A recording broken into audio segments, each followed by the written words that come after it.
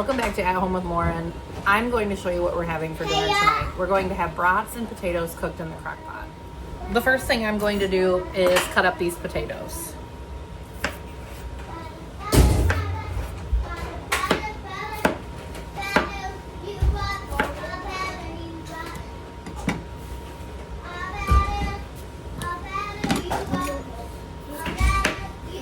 I already have them all washed.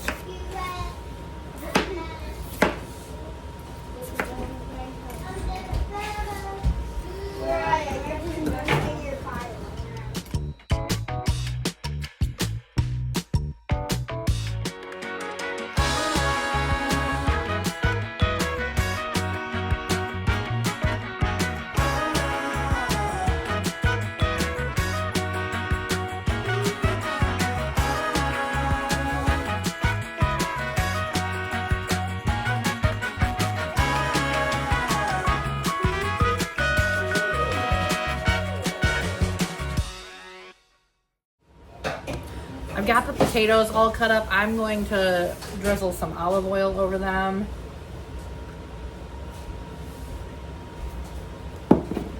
And I have a packet of Parmesan garlic. It's wing seasoning mix, but we have eaten this on potatoes a few times and it is so good. I'm just gonna dump the whole packet in here. Just gonna give this a quick stir.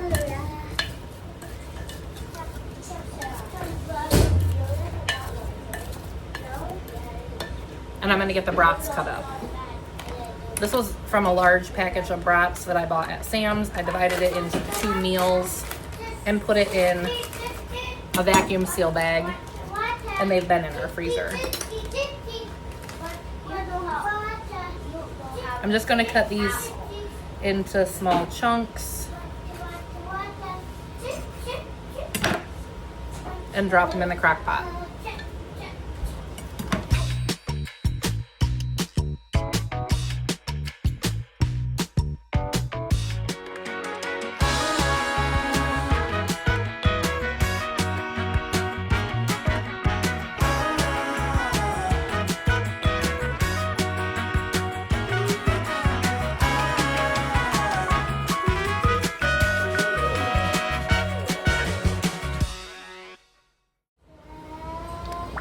Gonna put a little bit more, if I can get any more olive oil out of this bottle. It's almost empty.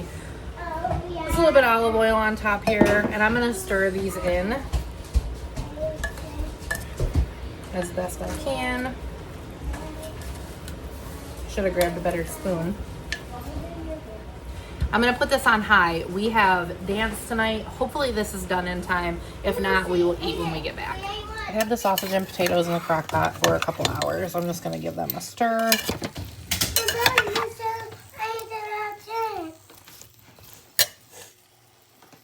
And I'm gonna put the lid back on.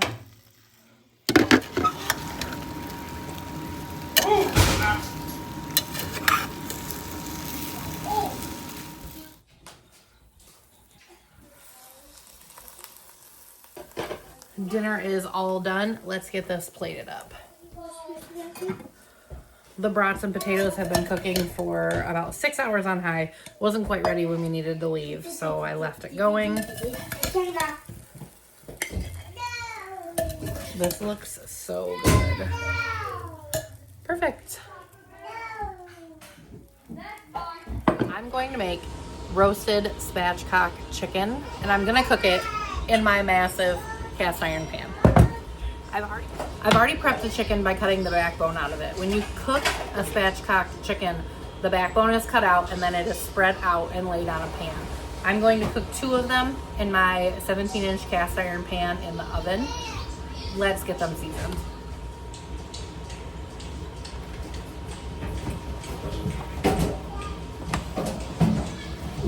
Okay, you can see I've got the backbone cut out of this. Just gonna make sure there's no mess on it. I have already rinsed these off. I'll pull those feathers off here in a second. But to spatchcock it, you make sure it is spread out on the cutting board, and then you push down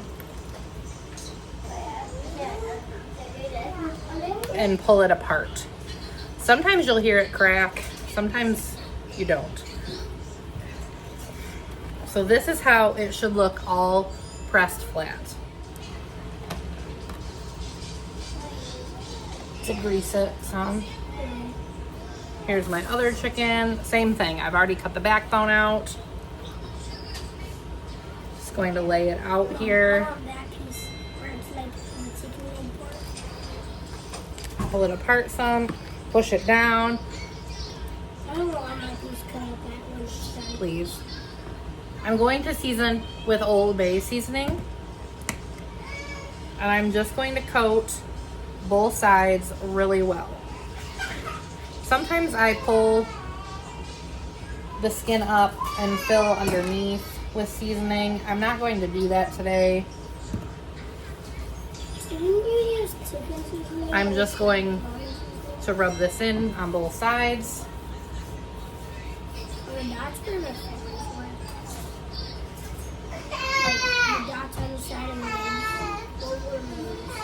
Will you grab me the blue bottle over there of olive oil? Yes. Yep. Thank you. I'm gonna put a little bit of olive oil on here before I rub this in. I do make sure to rinse this very well after I have cut them to make sure that there's no little pieces of bone left behind, because I've had that happen. Okay, flip these back over. I'm gonna get a little bit of olive oil on here and rub that in good. It's okay. I'll clean the counter good.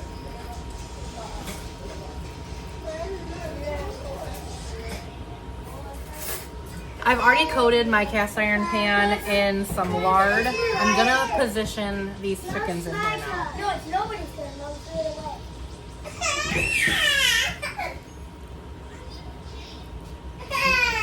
They're gonna be kind of crammed in there, but that's all right. Mom, why didn't you Yeah. put our foot away? All right, there we go. I have the oven preheated to 450. These will take about 45 minutes to an hour. I'm gonna keep them covered for about a half hour, and then I'll uncover them so they can crisp up.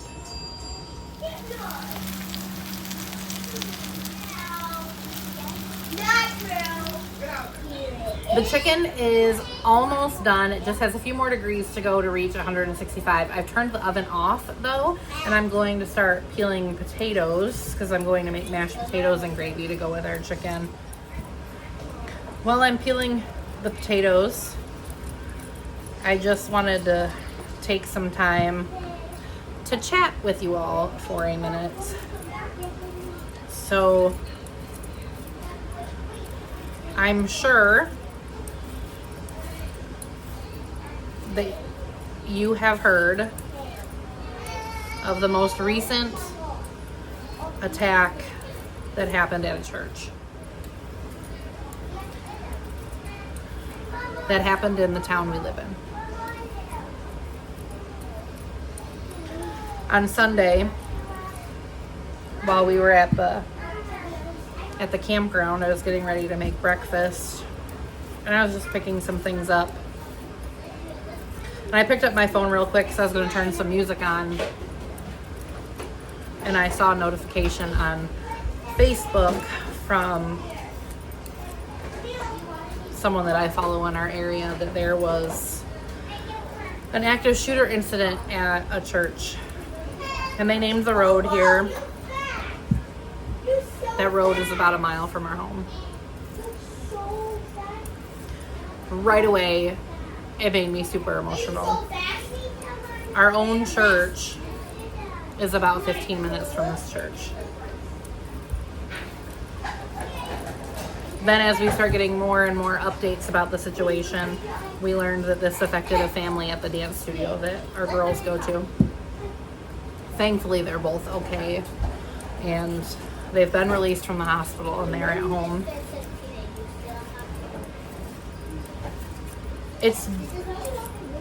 While it didn't happen to us directly, it happened so close to home that it's been very hard to process. And it does seem like this, as more and more information is coming out, that this isn't like a typical, I hate to use that word because I don't know what else to say. This isn't a typical attack on Christianity, which we all know there's been quite a bit of that lately. Whenever things like this happen and it all seems so bad, I'm always reminded of Romans 8:28. And 5 or 6 years ago, when we were doing Bible study with our older kids, I challenged them to make this a memory verse. I don't know if any of them remember it offhand, but I've always kind of tucked that verse away in my heart. And Romans 8:28 says, "And we know that for those who love God, He makes all things work together for good for those who are called according to His purpose." And like I said, I've just kind of tucked that verse away, and I use it often. Things get hard, things get scary. Life can just be all around rough, and it's so comforting to know that God is sovereign over everything. And it really doesn't matter how bad things seem here. He is in total control of everything. And He is always, just like Romans 8:28 says, making all things work together for good. And that verse has been such a blessing over the last few weeks with everything that's gone on. This happening so close to our home. I had to tell our daughter that one of her little friends got hurt, and we didn't know at the time that she was okay because we hadn't been given any updates of the situation. Now I know she's okay, but when I had to explain what happened, my daughter's response right away was, "I hope that doesn't happen at our church."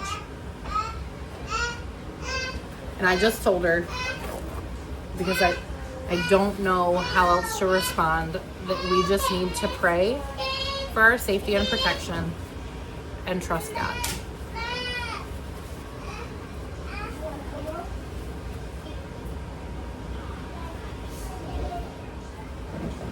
That's all I wanted to chat with you about for a few minutes while I peeled potatoes. Let's get back to cooking. I've got the potatoes peeled. I'm going to rinse them off one more time. Just going to stick them back in the colander. Give them a quick rinse. I'll chop them up and get them in this pot. When I'm going to boil potatoes for mashed potatoes, I just give them a quick cut. I try to get them in as evenly cut pieces as I can so that they all cook at about the same rate.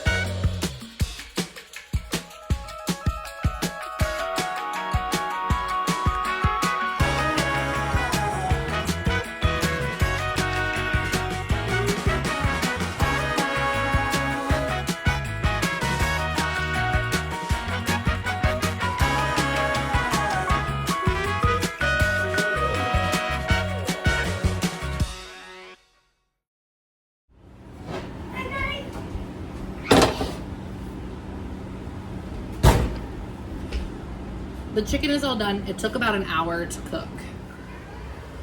Just waiting for the gravy to finish up. I'm gonna get these chicken cut.